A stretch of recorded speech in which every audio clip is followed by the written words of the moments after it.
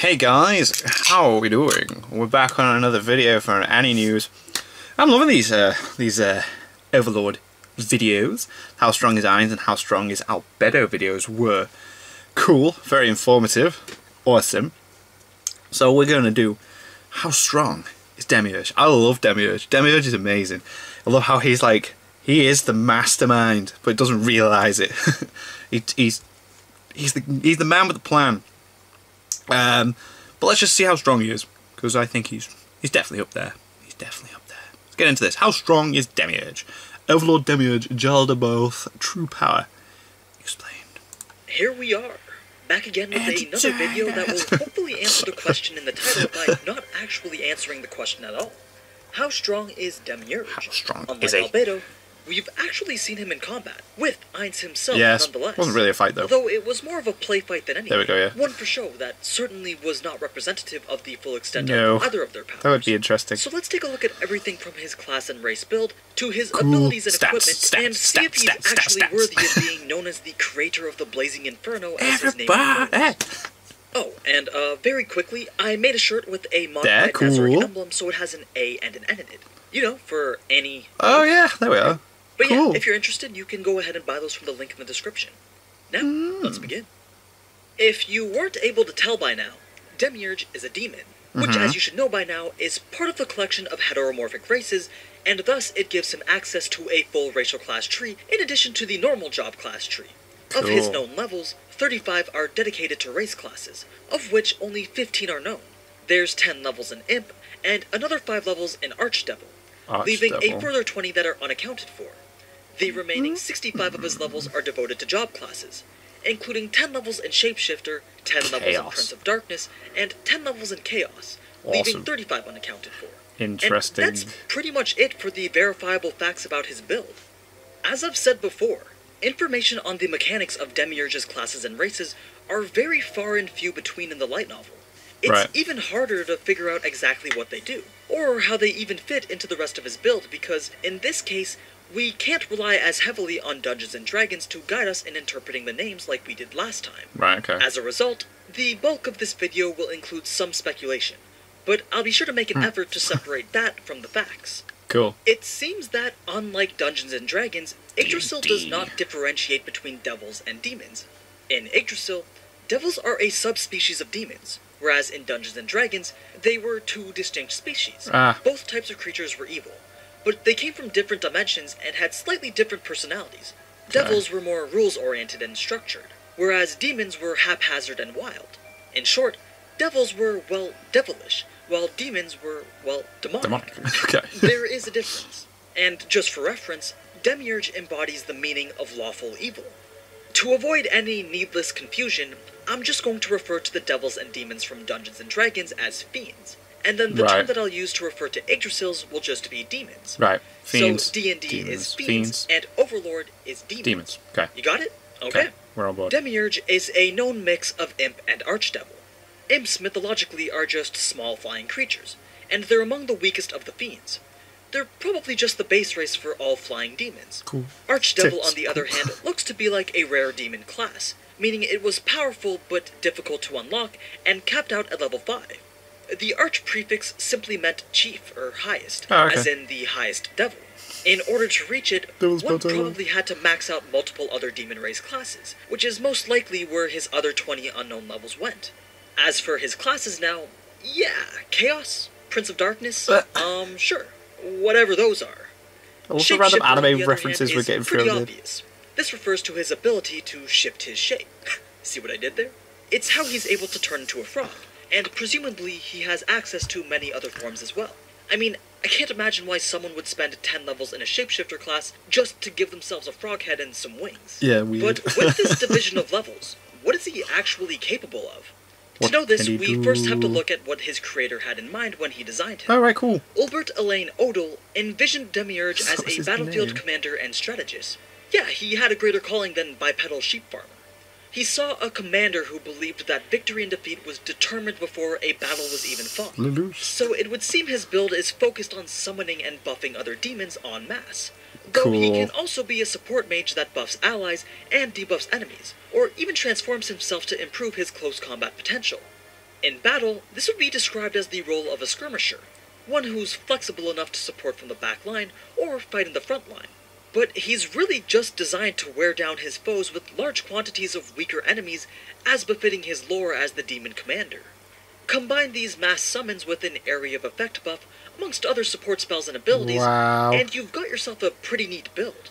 His key ability, though, or ultimate you could say, is one that allows him to summon an evil lord once every 50 hours. Oh. An evil lord being these extremely high-level devils from Yggdrasil. Cool. Despite their appearances, they aren't unique creatures, nor are they custom-made NPCs like many of the other floor and area guardians. Oh, right, okay. Rather, they are normally acquired as mercenary vassals. Basically, you acquire a magic item called a mercenary contract, and by so he can expending summon a them fee every and 50 consuming the hours. contract, you're granted an allied vassal which can be given basic orders like guarding your guild base, I forgot or about them. following you around in combat. That was season 1, wasn't it? Of course, Actually, yeah. in the New World, this just translates to a full-blown servant who is as loyal as any other Nazarick NPC. Though, unlike Ainz's undead summons that are usually permanent, Demiurge's evil lord will follow orders for a limited time before disappearing. Nazarick also purchased permanent versions. So when he summoned all three of them, the does that mean? So not only can Demiurge summon additional evil lords, So they're there. he also has 7 evil lord minions. So that he has to Envy, wait. Greed, sloth, wrath, pride, lust, and gluttony. I Each love of it. whom can summon another evil lord or just countless demon minions Really? every day for free. Whoa. Thus proving to be quite instrumental during the invasion of the kingdom. But the effect doesn't snowball, since summoned creatures can't summon other creatures. The max evil lords that he could have at a time would be the one that he summons, the 7 that he rules over, then the 7 that they can summon, bringing us to a total of 15 evil lords at any given time. Now, in terms of raw combat power, he's actually among the weakest of the floor guardians, alongside Aura and Victim, with the lowest base combat stats among any of the known level 100 NPCs. Stats. His offensive, defensive, physical, and magic stats Resistance specials posted around high. the 50s and 60s. His resistance is what's maxed out, Yeah. making debuffs and crowd control very difficult to apply on him.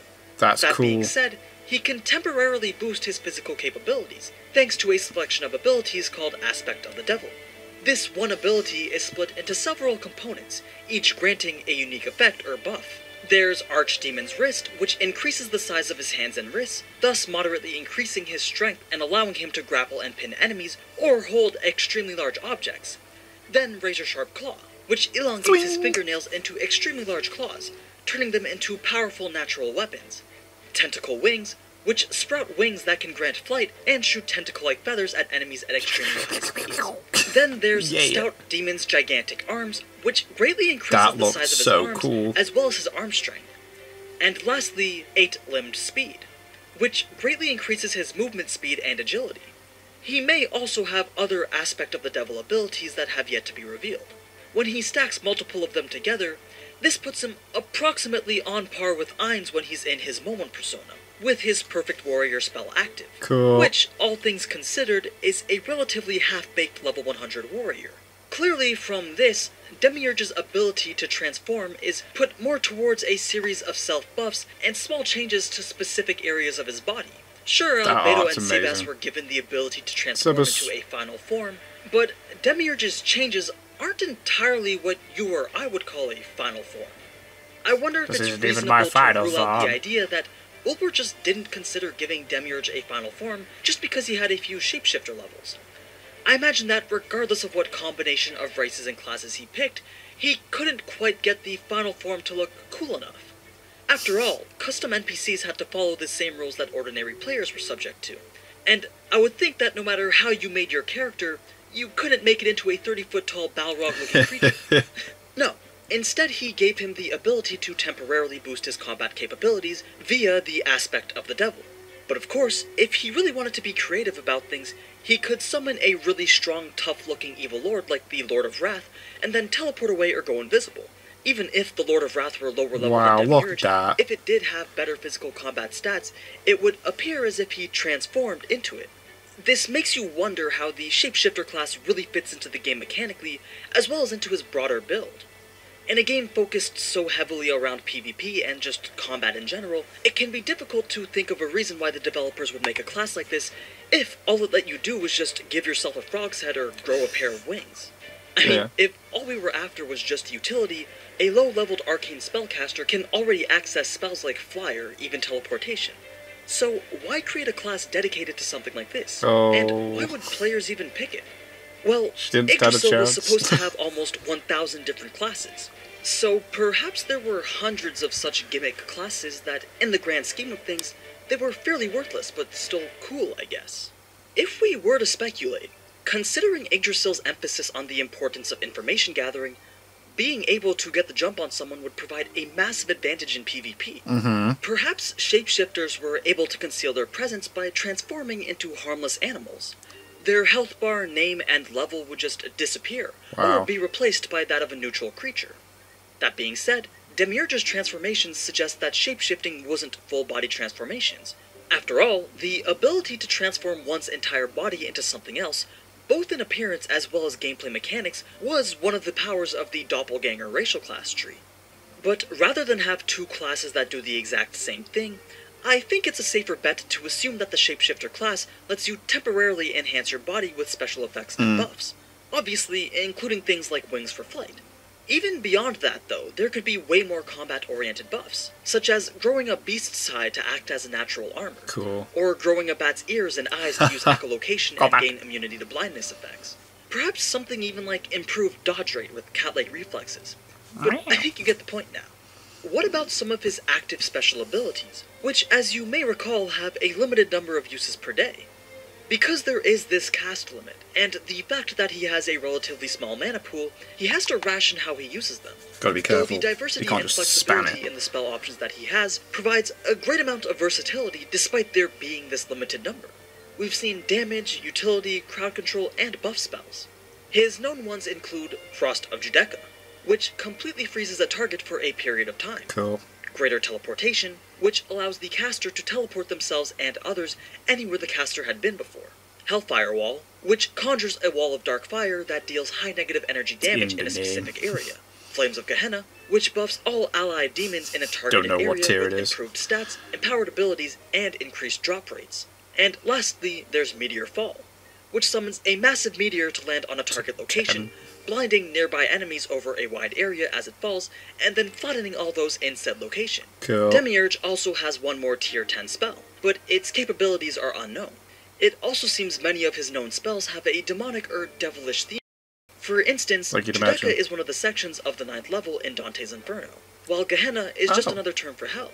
So it's possible a lot of his spells stem from his Prince of Darkness or Chaos classes. If we shift over to his equipment now, it's actually really straightforward. He has none, or at least no notable ones. Does his tail not Like, count we know as- that the suit he wears might be an important or powerful item, and he definitely treasures it as a gift from his creator, but we've never gotten any details on it. He's does never look wielded cool. any other weapons or equipped any other pieces of armor either, preferring to just attack enemies with spells or abilities, while trusting in his suit and mask for protection. There is, however, one item that's worth noting.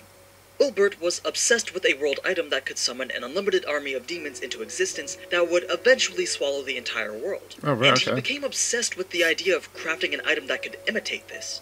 He created several prototypes, but ultimately failed, since he couldn't manage to get the item to cast more than 5 spells simultaneously. His final attempt was a creepy-looking statue which contained 6 jewels that each had the power to cast the 10th tier spell, Armageddon Evil. But of course, the item could only cast 5 of them.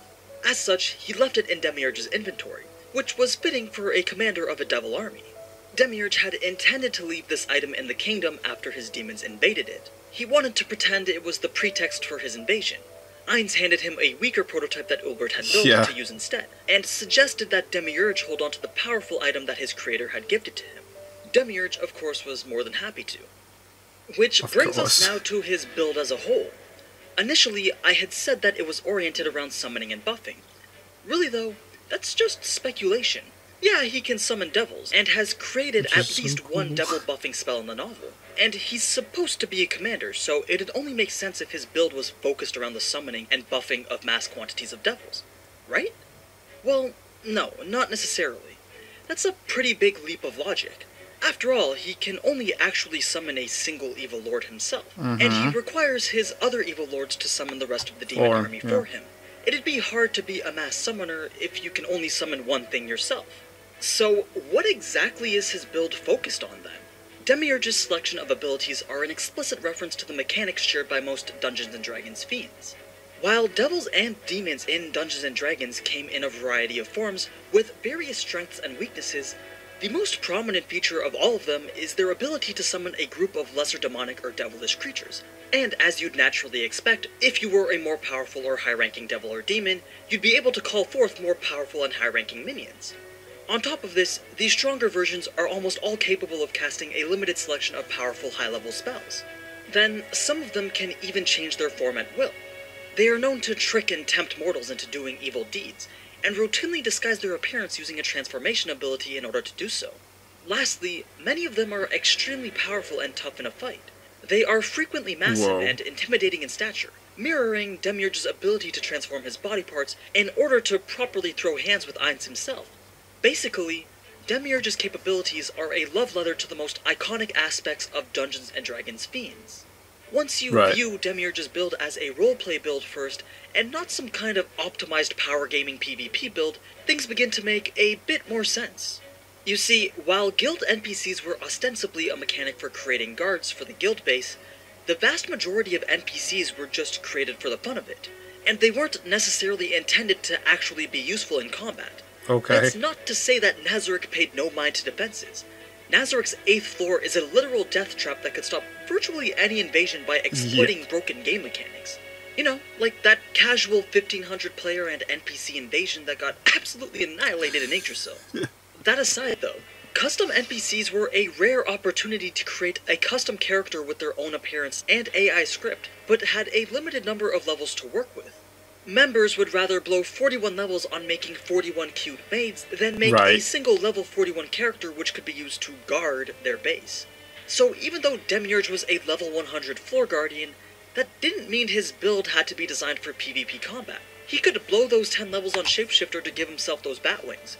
Why not? He could take a few cool fiendish sounding spells like Frost of Judecca, or whatever, even if his mana pool was very low and his magic attack power wasn't really that high. It would still be something that matched his character and was worth using. But sometimes, it could all just be for the sake of design. This doesn't mean that he's weak, though. Of course he can still curb stomp everybody in the New World. I mean, he is a level 100 floor guardian. That's pretty much a god in the New World, maybe even more powerful. His base stats alone are more than enough to crush most enemies of Nazarick, except for maybe an Elder Dragon. So having a roleplay build isn't quite as much of a weakness as you may think. In fact, a Nazarick denizen's capabilities are determined from their background lore as much as they are from their Yggdrasil build, if not more so. Tactics, strategy, and intelligence play an extremely important role in determining how successful a character will be in combat, even at the highest levels of gameplay. Ainz had demonstrated this very clearly in his fight against Shelty. The fact that Demiurge is a terrifyingly intelligent army commander might very well make him one of the strongest denizens of Nazarick, since he would be able to take on enemies far stronger than himself using a powerful combination of his wit and his demon armies. Honestly, the more that I think about it, the more I realize how similar to Lelouch that Demiurge can be. They're both not the strongest, but they make the best use of the resources that they have to literally play everybody else. But while we're speaking of Nazarick, our last topic will be his domain. Demiurge is the guardian of the 7th floor. Not much is known about the location, but its appearance is a fiery hellscape straight out of the deepest circles of hell. Before Nazarick was taken over by the guild, it was the home of a fierce and powerful fire dragon. After taking it over, Ulbert created a home for Demiurge known as the Blazing Temple. It looks like a ruined Grecian temple filled with destroyed monuments dedicated to various gods, almost as if demons had swooped in already and ransacked the temple and desecrated the monuments. Though it is a ruin, in a sense it's fitting for the leader of an army of demonic beings. At least Demiurge sees the poetry of a desecrated temple as a sign of Ulbert's love for him. The only other known locations on the 7th floor is a river of lava where a powerful level 90 slime creature known as Gurin resides. Demiurge has also been put in charge of Ashurbanipal, the library on the 10th floor of Nazarick. After all, this was where the bulk of items with the appearance of books and scrolls were stored. Demiurge, of course, would need to coordinate with the library denizens for his scroll manufacturing experiments. Then for the rest of his duties, he just relied on his own minions. So, in summary, we have an evil genius, a demon army commander, and most importantly, a bipedal sheep farmer. But how strong is he? Not very stats-wise, but his IQ levels are off the scales. He's very clever, so, given isn't that he has enough time to plan, he could probably beat most people in a fight. Mm-hmm. And that, everyone, is Demiurge. Now, before I go, just a reminder that the Overlord t-shirts are available from the link in the They look cool. description. I like the design. It's a great way to support this It's very channel, nice. while also being able to get something physical out of it. So if you want, feel free to head over to teespring.com/AnnieNews and see if there's a style that you like. Isn't that But a as always, forward thank you slash? so much for watching, and if you enjoyed this type of Overlord content, then you already know what to do. So, until next time, ciao! Ciao. Cool. Demiurge is pretty strong. He's so clever and he can do all that stuff. Like, oh my god. It's awesome. I love it. So, I don't think there's any more... Oh god, where's my list? I don't think there's any more How Strong Is videos from Annie News. Get to the moment. I do want to shout here one though, that would be cool. But we've got Who Is. So what have I got on the list? Basically, we're going to do the Who Is videos next. And then we've got some World of Yggdrasil videos. And he's done a video called Overlord Season 3 Changes, which I thought would be interesting as well. So stuff that has changed, so it's different in the anime to the original stuff, which I thought would be cool as well. And yeah, look at Pandora's Actor, and we'll just continue with these Overlord videos from Annie News, because you guys seem to be liking them. I find them quite enjoyable. Win-win. So thank you guys very much for watching. What do you guys think of that? What do you guys think of this? Click like, subscribe if you haven't already. Excuse me. Leave comments down below. Let me know what I should watch and discuss in future videos. And I'll see you guys, all of you guys, next time.